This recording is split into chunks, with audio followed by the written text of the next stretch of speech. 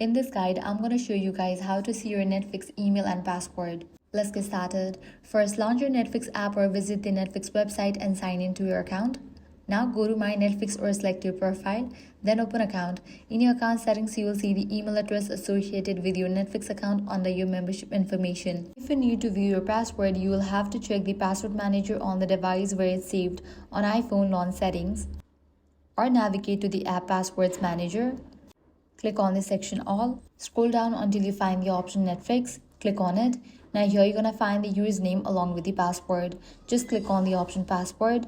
Now authenticate with Face ID, Touch ID or your passcode, and the password will be visible. Now for the Android device launch settings, go to Password Manager or Google Password Manager and look for your saved Netflix login.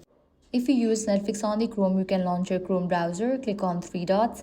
Now navigate to this section, Password Manager.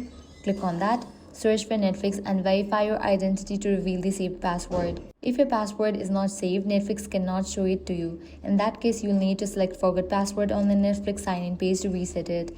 And that's it. This is how you can easily see your Netflix email and password. If this guide helped you out, do not forget to like, share, and subscribe.